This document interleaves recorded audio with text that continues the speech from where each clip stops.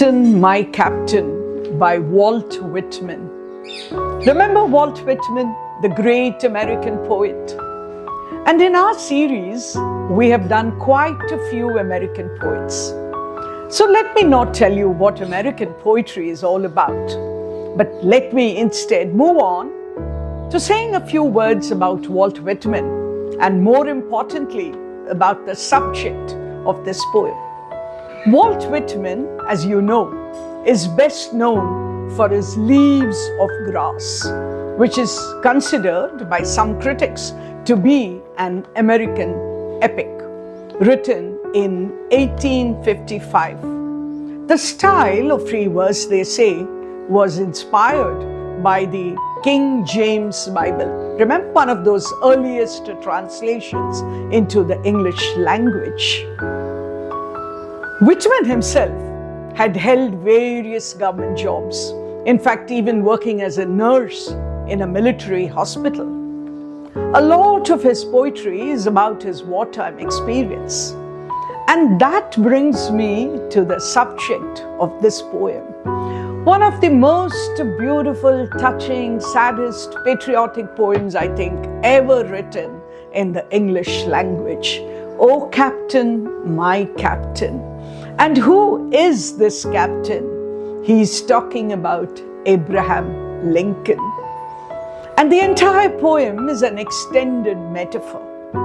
Who is Abraham Lincoln? I don't really have to tell you. But pardon me for drawing attention to some of the important facets of his life, which is very important for us to understand this poem. Remember, he was responsible for the Emancipation Proclamation of 1863, which put an official end to slavery. He was a person who led the US through the American Civil War. And we are told that we must give him credit for expanding the idea of the federal government. It is that Abraham Lincoln who is the captain of the poem, O Captain, My Captain.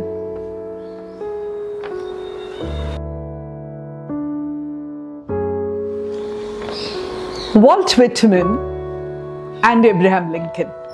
Did they know each other? Well, Abraham Lincoln was indeed a great person. I believe they never met.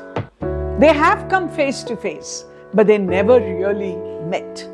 But Whitman has more than once said that he felt a great, deep connection with Abraham Lincoln.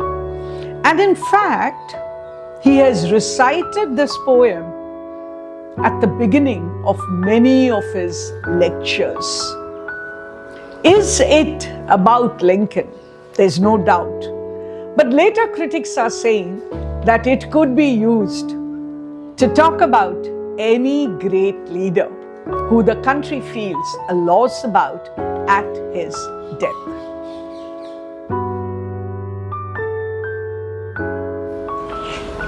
O Captain, My Captain.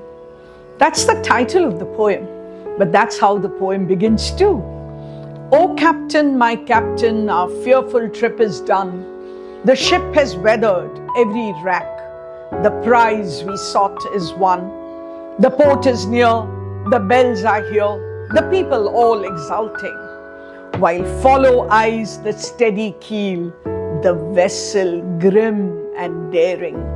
But oh heart, heart, heart, oh the bleeding drops of red, where on the deck my captain lies, fallen cold and dead. Can you imagine? Even within the first verse, we begin with such joy, with such exultation, with such merriment, with such celebration. And then the first stanza ends with, where on the deck my captain lies, fallen cold and dead. The entire poem is a kind of an extended metaphor, where the captain and the ship is USA, the captain is Abraham Lincoln. It is 1865, remember, when Lincoln was shot dead.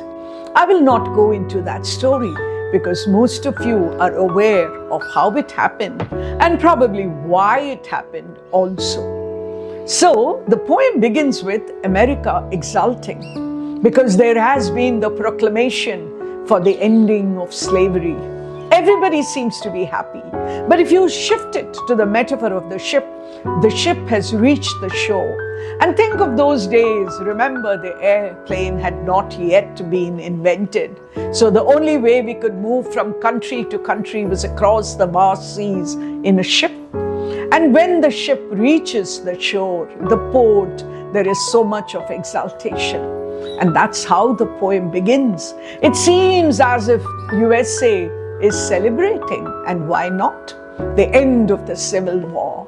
And then we come to those touching lines where he says, "Oh, heart, heart, heart, oh, the bleeding drops of red," probably because Lincoln was shot, remember, "where on the deck my captain lies, fallen cold and dead." Let me continue. "Oh, captain, my captain, rise up and hear the bells. Rise up, for you the flag is flung. For you the bugle trills. For you bouquets and ribboned wreaths. For you the shows are crowding. For you they call the swaying mass, their eager faces turning." And then, "Here, captain, dear father, this arm beneath your head. It is some dream that on the deck you are fallen cold and dead." It is so beautiful that the poet is able to begin with the same kind of celebration at the beginning of each stanza. But as the stanza ends, reality strikes you. What is all the celebration about when our own captain is dead? So you have all those images, all those pictures of people exulting, of flowers, of bouquets. But there is a word which gives away the sorrow when he uses the word wreath, right? W-R-E-A-T-H. Wreath is what you lay, what you give, what you place on a dead body, on a corpse, on a coffin, right? So though he talks about bouquets as if it is exulting, he moves on to the wreath when he says, "For you bouquets and ribboned wreaths, for you the shows are crowding." And then, is it true? Because it was so unexpected.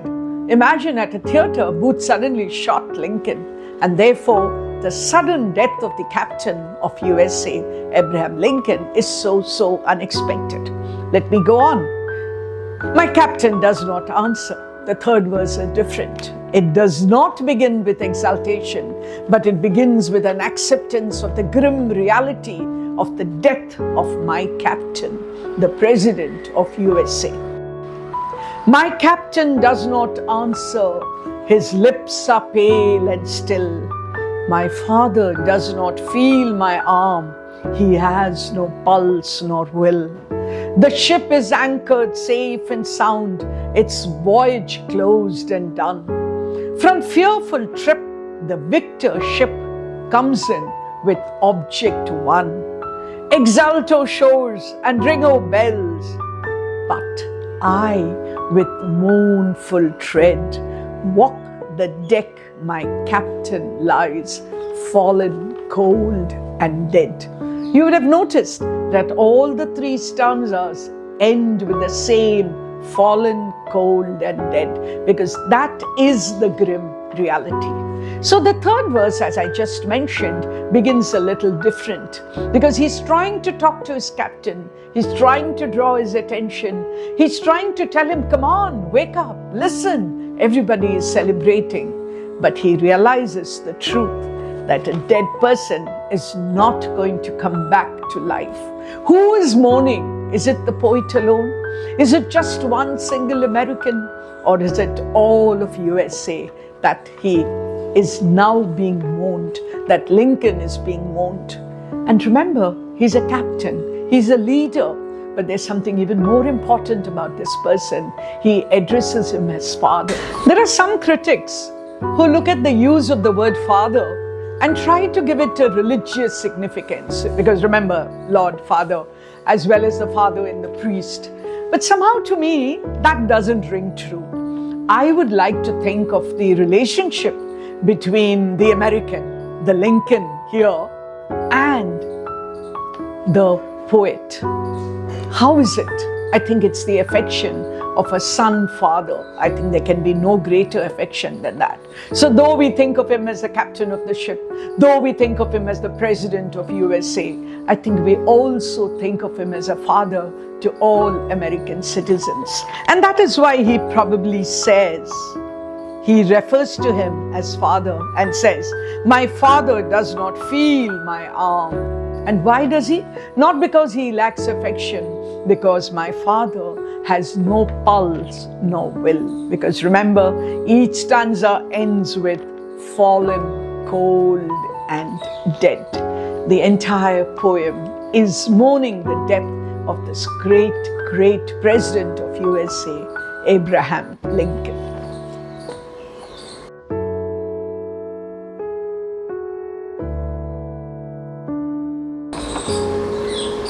The poem is full of imagery. What are the figures of speech that come to mind here? Let me not repeat the similes and the metaphors, but I must draw your attention to the apostrophe, because the apostrophe is a direct address.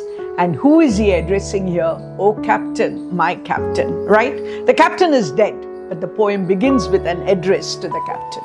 Have you noticed that there's something about the rhythm of the poem which makes it easy for recitation? No wonder I have been to so many competitions at schools, recitation competitions, and this poem is one of the favorites. The beat of the poem also has that ballad-like quality. A ballad is a story which is sung, and one of the earliest forms of English poetry. The folk song, the sing-song folk song, also comes to my mind when I read this poem. There is a rhyme scheme, of course, A, A, B, B, C, D, E, D. Quickly look at it, and therefore you have done one exulting, daring heart, and then it changes. Heart red lies dead. It moves on. A beautiful way of taking the poem forward, the rhyme scheme that he has. And then just a moment before we stop talking about figures of speech, and that is talking about the thematic concerns here. What is it? It is, of course, depth. It is, of course, loss. It is, of course, a grief of the nation. But I think it is also about the individual versus the nation. What is important? Who is important? Victory and loss, of course. And in grief, am I in isolation? Am I alone? Is there nobody to grieve with me? Not at all. When the loss is like the loss of, at the death of Abraham Lincoln, the whole nation is in mourning along with me.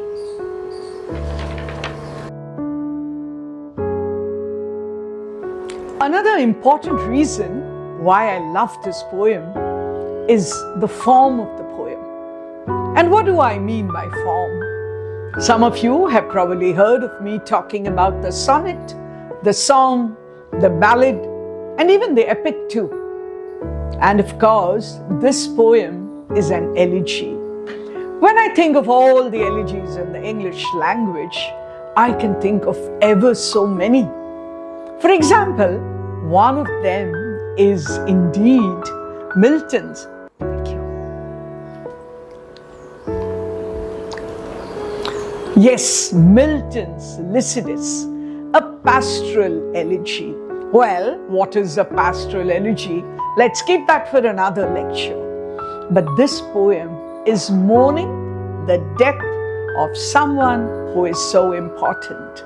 You have a poem like Adonis, and you have ever so many elegies. But "O Captain, my Captain" continues to be a favorite elegy down the ages. Remember, it was written in 1865, and we are now in the 20th century, in the first quarter of the 21st century, aren't we? So, "O Captain, my Captain."